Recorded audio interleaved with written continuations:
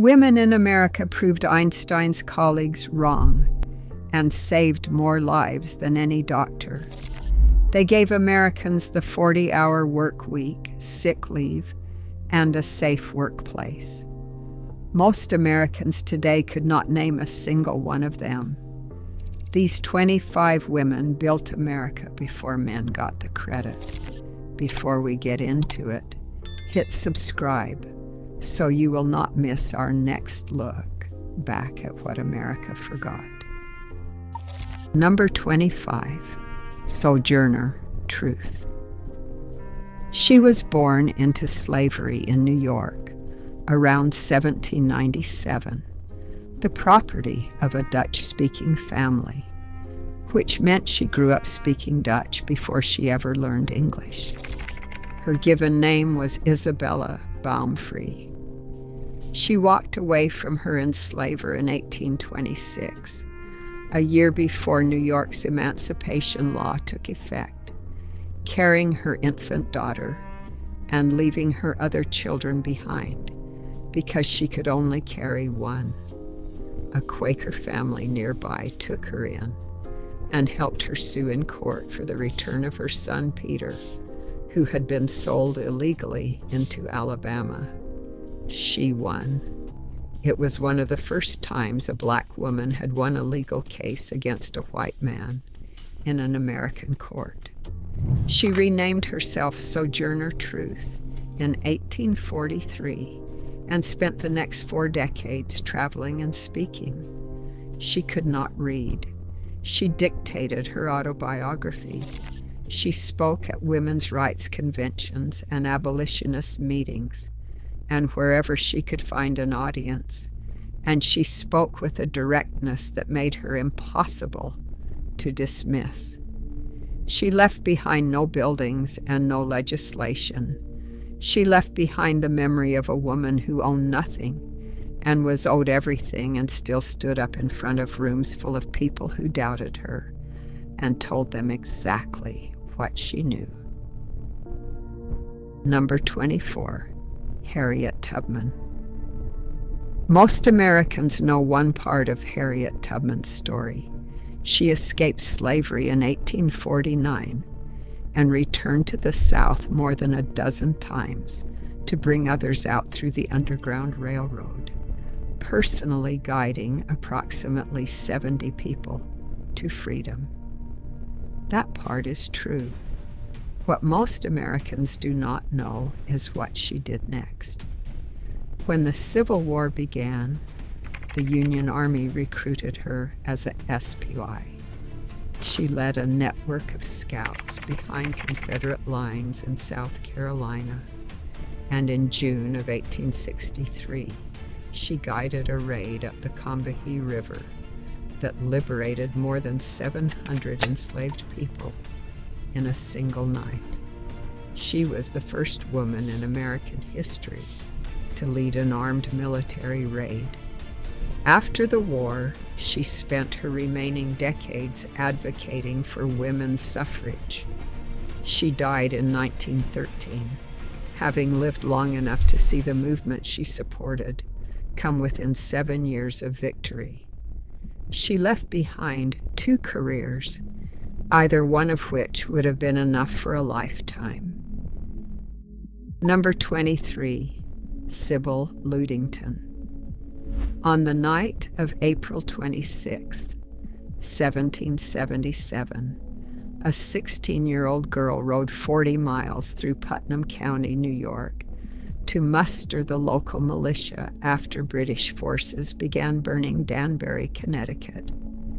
Her name was Sybil Ludington, and she rode twice the distance Paul Revere rode 2 years earlier, on a route through territory that offered no guarantee of safety. By the time she returned home before dawn, 400 soldiers had been assembled. The militia she roused arrived too late to stop the burning of Danbury, but they drove the British back to their ships at Campo Beach. General George Washington personally thanked her for her service. She left behind a statue in Carmel, New York. a commemorative stamp issued in 1975, and a name that appears in almost no American history textbook, despite covering twice the ground of the man every American child is taught to remember. Number 22, Cathay Williams. In 1866, a formerly enslaved woman named Cathay Williams enlisted in the United States Army under the name William Cathay. She was the first black woman to serve in the American military. She served for nearly 2 years until a post surgeon discovered she was a woman during a medical examination and had her discharged. She survived smallpox during her service. She marched across the plains of Kansas and New Mexico. She did everything asked of her without anyone knowing who she was. She applied for a disability pension in 1891. The Pension Bureau denied her claim. She died in poverty, the date unknown, with no official recognition of what she had done. The Army did not acknowledge her service publicly for more than a century. She left behind a record the institution she served spent 100 years pretending did not exist, and the knowledge that the first woman to serve in the American military did so by becoming invisible inside it. Number 21, Belva Lockwood.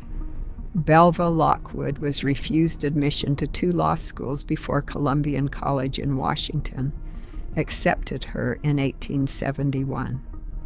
When she graduated, the college initially refused to grant her degree because the all-male faculty did not want to be associated with a female graduate. She wrote directly to President Ulysses S. Grant, who was on the college's board of trustees, and he compelled them to award it. She was admitted to the District of Columbia Bar in 1873. When the Supreme Court refused to allow her to argue before it, she lobbied Congress directly until it passed a law in 1879 requiring the court to admit qualified female attorneys. She became the first woman to argue before the Supreme Court the following year. She then ran for president in 1884 and 1888 because no law explicitly prohibited it.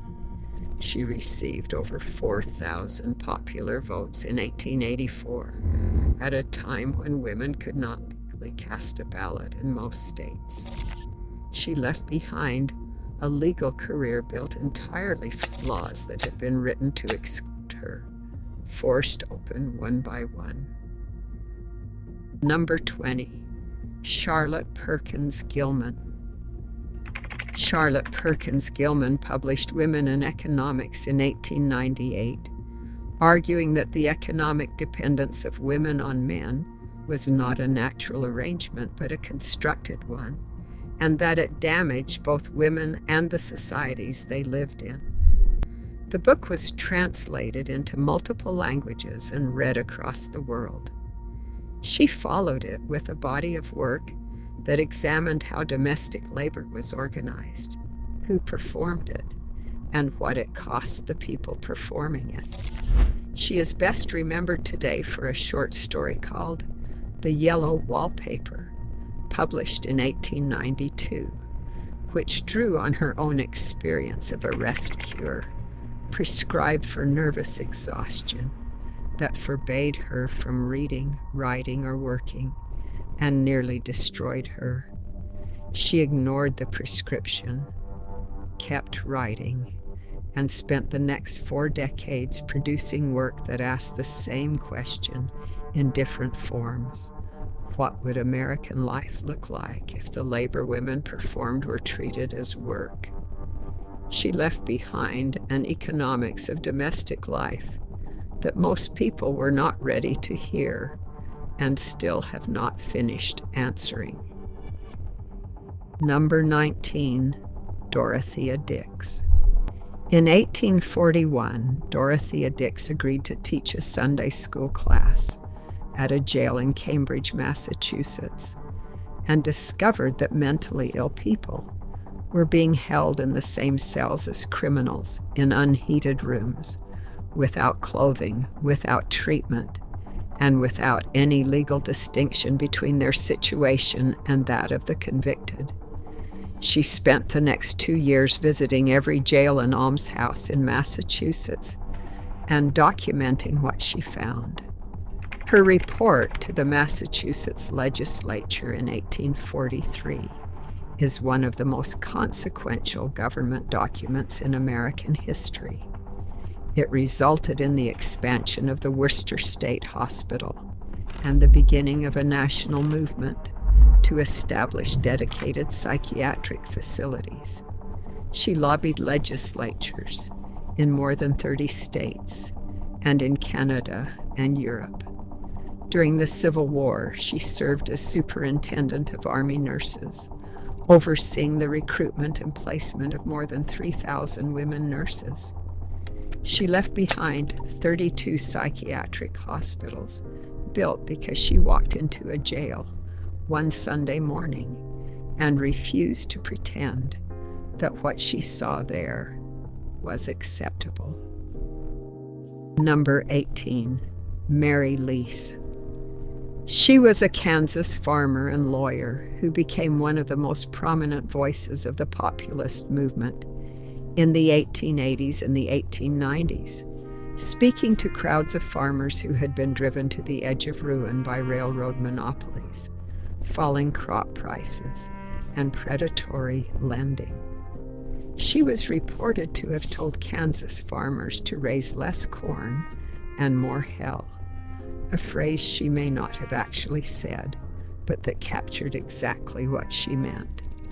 She gave more than 160 speeches in the Kansas campaign of 1890 alone. She advocated for government ownership of railroads, a graduated income tax, and direct election of senators, positions that were considered radical at the time, and that became law within a generation. She left behind a movement that lost the 1896 presidential election and that won most of its policy arguments over the following 30 years. She left behind the memory of a woman who stood in fields and told people with nothing that they were not wrong to be angry. Number 17, Rose Schneiderman. Rose Schneiderman emigrated from Poland at age 8 and was working in a cap factory on the Lower East Side of Manhattan by age 13. She became a labor organizer in her early 20s, helping lead the 1909 shirtwaist strike, and spending the years that followed building the Women's Trade Union League into one of the most effective labor organizations in the country. She was in the city the day the Triangle Shirtwaist Factory burned. She addressed a memorial meeting 9 days after the fire and said that the workers of this country had no property worth speaking of and that their lives were cheap. She said it plainly, without performance, and the room understood that she was not mourning. She was indicting. She went on to serve as president of the New York Women's Trade Union League for 23 years and as secretary of the New York State Department of Labor. She left behind labor protections that cover every working person in New York, and the speech she gave 9 days after 146 people died, which remains one of the most precise statements of what power owes the people it employs. Number 16, Lydia Pinkham. In 1875, Lydia Pinkham began selling a herbal compound she developed in her Lynn, Massachusetts kitchen, marketed specifically to women experiencing what the era called female complaints. The compound contained herbs and 18% alcohol, whether it worked as medicine is debatable. What is not debatable is what she built around it. She wrote the advertising copy herself, addressed women directly in plain language about their own bodies, at a time when most advertising pretended women did not have bodies worth addressing, and she included her own face on the label, making her one of the most recognized women in America by the 1880s. She built the first major women-owned mass-market business in American history, at a time when married women in many states still could not legally own property or sign contracts. She left behind a company that outlasted her by decades, and she left the model of direct marketing to women as an audience with purchasing power and intelligence, at a time when neither the market nor the culture was willing to admit either. Number 15. Ellen Swallow Richards. Ellen Swallow Richards applied to MIT in 1870 and was admitted without being charged tuition because MIT was not sure it was actually admitting a woman and did not want to set a formal precedent. She earned her degree in chemistry in 1873 and spent the next 3 decades building 2 entirely new fields of study out of subjects the scientific establishment considered beneath its attention. She founded sanitary chemistry, which became environmental science, by establishing the first water quality standards in the United States and developing the methods used to test for pollutants in public water supplies. She founded home economics specifically to create an academic discipline through which women could enter universities when every other door was closed to them. She left behind clean water standards still in use and a discipline she designed as a temporary entrance that became a permanent field created by a woman who was let in without being officially admitted, and who spent 30 years building doors for everyone who came after her. Number 14. Patsy Mink. Patsy Takemoto Mink applied to medical school after graduating from the University of Hawaii, and she was rejected by every school she applied to. The rejections were not about her academic record. She was Japanese American. It was the early 1950s, and the schools were not accepting women. She enrolled in law school instead. She became the first woman of color elected to Congress in 1964, and she spent her career using that position to do what the medical schools had refused to let her do: change the conditions other people had to live under. She was a driving force behind Title IX in 1972, the federal law prohibiting sex discrimination in any educational program receiving federal funding. Title IX changed women's participation in American education and athletics so fundamentally that most Americans alive today have no frame of reference for what came before it. The law was renamed the Patsy T. Mink Equal Opportunity in Education Act after her death in 2002. She left behind a law named after her and a generation of women who played sports, studied science, and entered professions that were open to them because she was turned away from a building she wanted to walk into. Number 13. Shirley Chisholm. In 1968, Shirley Chisholm of Brooklyn became the first black woman elected to the United States Congress. She served 7 terms. In 1972, she became the first black American and the first woman to seek the presidential nomination of a major political party, running in the Democratic primary and winning 152 delegates at the convention. She said she ran not to win, but to demonstrate that a black woman could run, and that the next one who tried would have a path that had not existed before. She was assigned to the House Agricultural Committee, despite representing an urban district in Brooklyn. She went to the Speaker of the House and demanded a different assignment. She was moved to the Veterans Affairs Committee, which she accepted on the grounds that Brooklyn had a great many veterans. She left behind 7 terms of legislation focused on the poor, the hungry, and the excluded. A presidential campaign that every woman who has run since has built upon, and the observation that she had been far more discriminated against as a woman than as a black person, spoken in 1972, still being argued about today. If you are still watching, subscribe now so you do not miss what comes next. Number 12, Mary Harris Jones. Mary Harris Jones lost her husband and all 4 of her children to a yellow fever epidemic in Memphis in 1867. She lost her dress shop and everything she owned in the Chicago fire of 1871.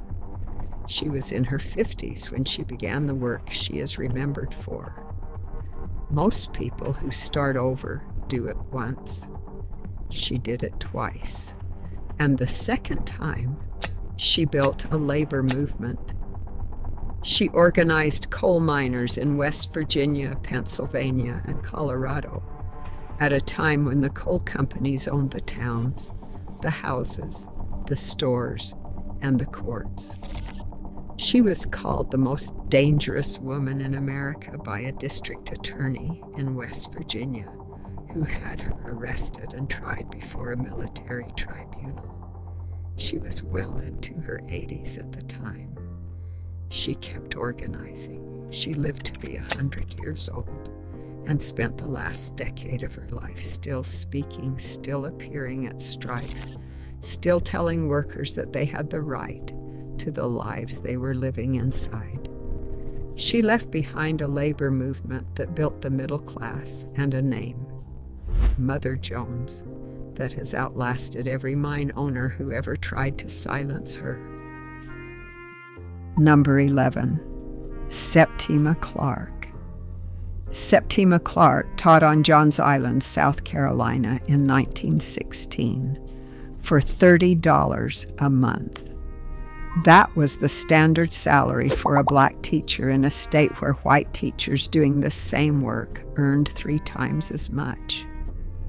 She spent the next 4 decades working inside the system that underpaid her, and then she built something outside it entirely.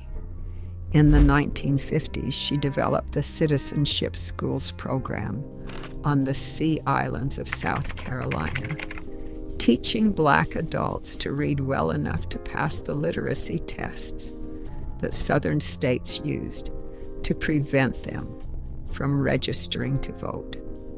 The program spread across the South and trained more than 800 teachers who taught more than 100,000 people. Martin Luther King Jr. called her the mother of the movement. She was fired from her teaching position by the state of South Carolina in 1956 for being a member of the NAACP, lost her pension, and kept working. The state restored her pension in 1976. She left behind a literacy program that registered voters by the hundreds of thousands, and the understanding that the most radical political act available to her was teaching someone to read. Number 10, Reva Beck Bosone. Reva Beck Bosone of Utah was the first woman elected to Congress from her state in 1948, and before that she had been the first woman elected to the Utah State Legislature and before that, the first female city judge in Salt Lake City. She handled each position the same way.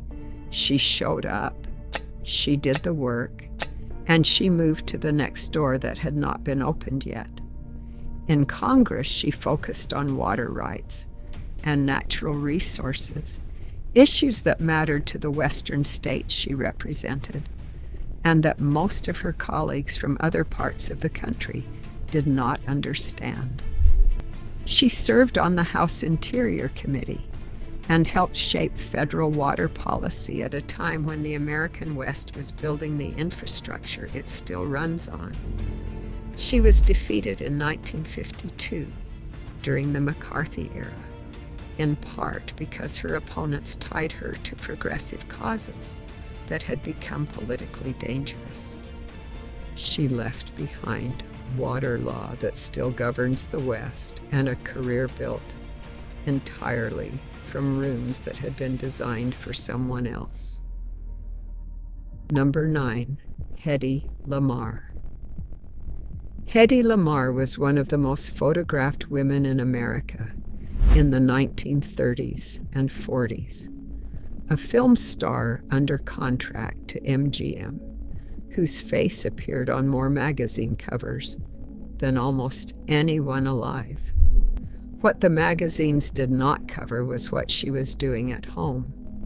During World War II, she co-invented a frequency-hopping radio guidance system for torpedoes with composer George Antheil, designed to prevent the enemy from jamming the signal. They patented it in 1942 and donated the patent to the United States Navy. The Navy did not use it during the war. The patent expired before the technology was adopted, and Lamarr received no compensation. The system she invented became the foundational technology for spread spectrum communication, the basis of Wi-Fi, Bluetooth, and GPS. She was awarded the Electronic Frontier Foundation Pioneer Award in 1997, 3 years before her death. The first formal recognition she received for work, done more than 50 years earlier. She left behind the wireless world and a patent that made other people rich after it was no longer hers. Number 8, Virginia Apgar. Before Virginia Apgar, newborn deaths in the delivery room were recorded, mourned, and accepted. There was no standard method for assessing a newborn's condition in the first minutes of life, and that meant there was no reliable way to identify which babies needed immediate intervention and which did not. Apgar was an anesthesiologist at Columbia University who, in 1952, developed a scoring system that could be applied by any nurse or doctor in any delivery room in the world in 60 seconds. The Apgar score measures 5 things: appearance, pulse, grimace, activity, and respiration. Each is scored 0, 1, or 2. A total score below 7 indicates a baby who needs help.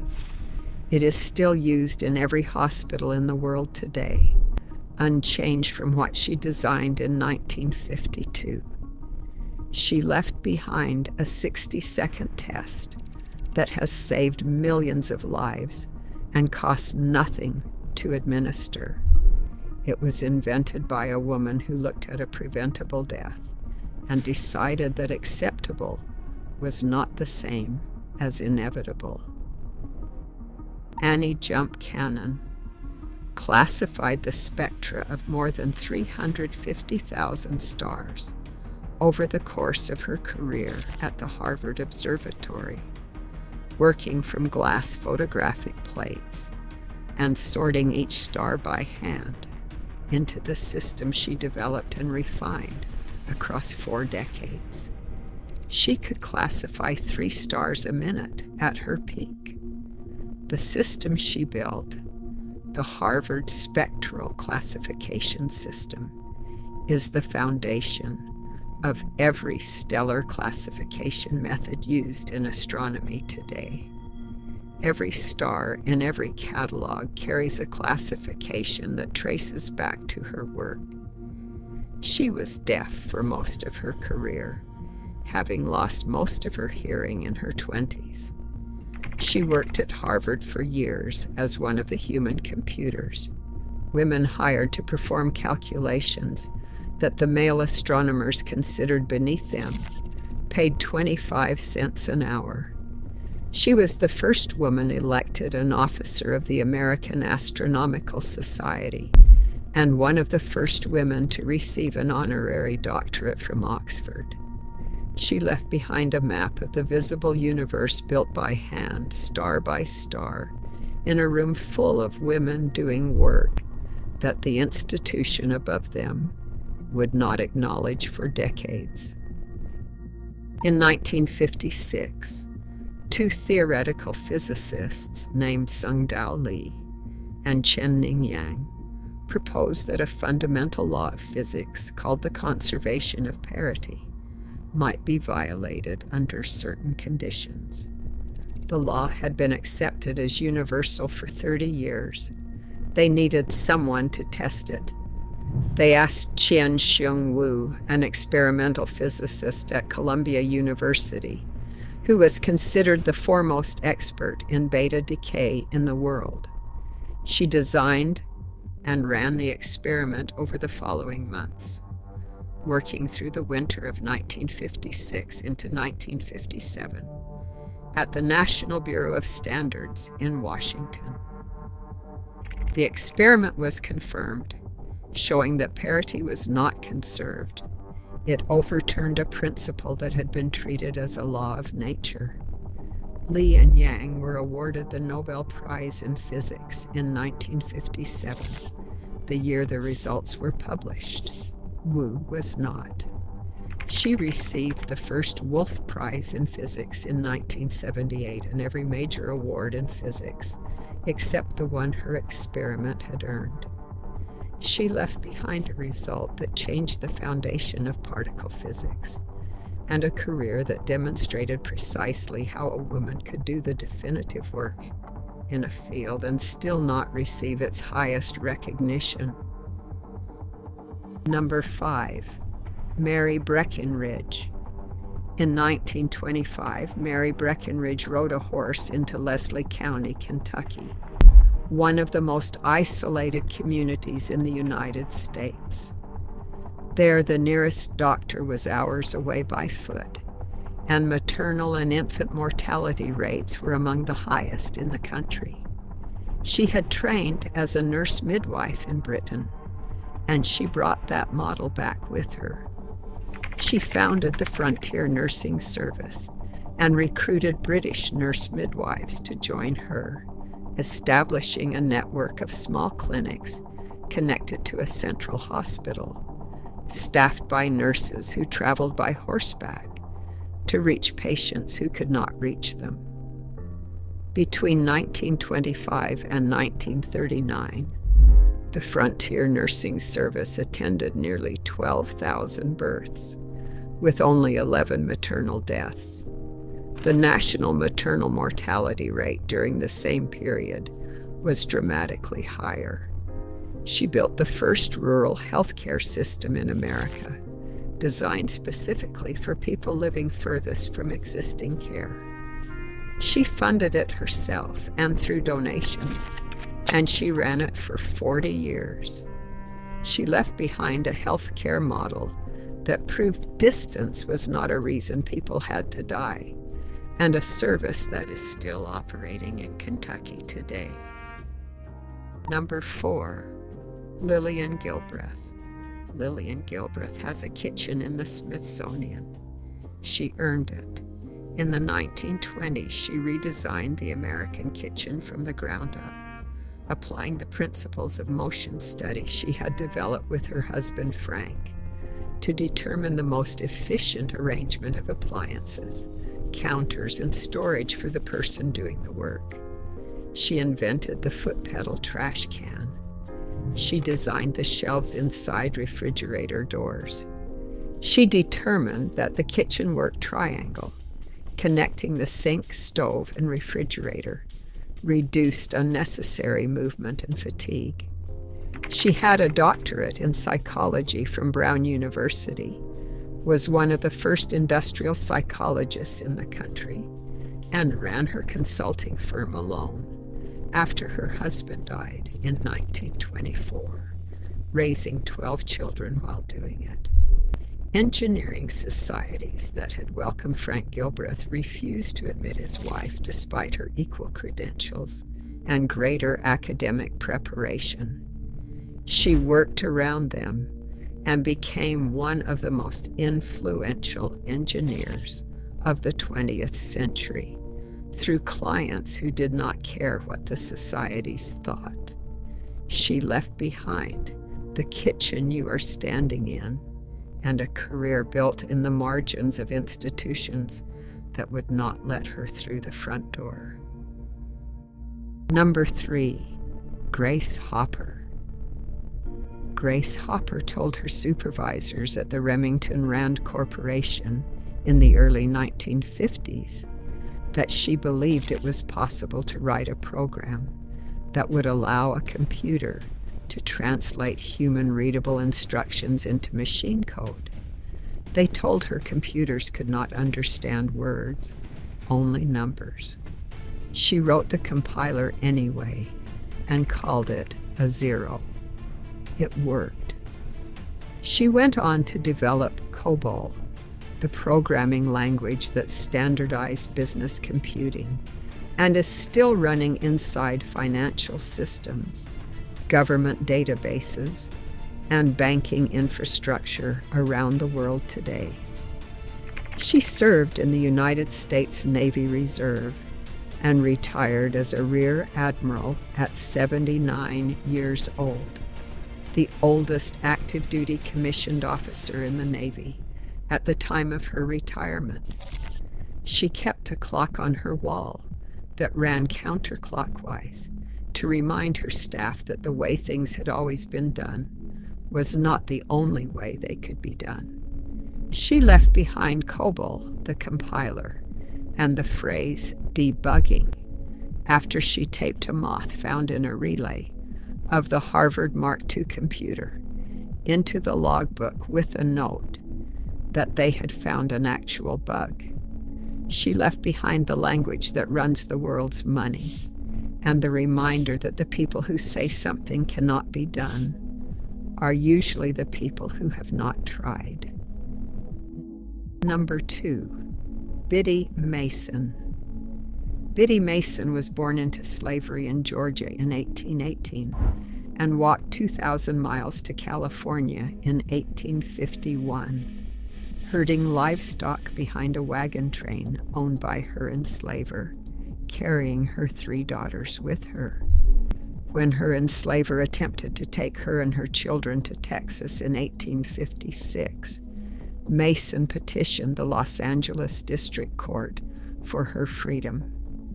The judge granted it. She was 38 years old and had nothing. Within a decade, she had saved enough money from her work as a midwife and nurse to buy land in what is now downtown Los Angeles. She bought more. She became one of the first Black women to own property in Los Angeles and one of the wealthiest Black residents in the city. She founded the first Black church in Los Angeles, funded schools, and opened her home to anyone who needed shelter or food. She gave away most of what she had during her lifetime and died in 1891 with an estate worth $300,000, a fortune built from nothing, on land she had once crossed on foot with her children behind a wagon she did not own.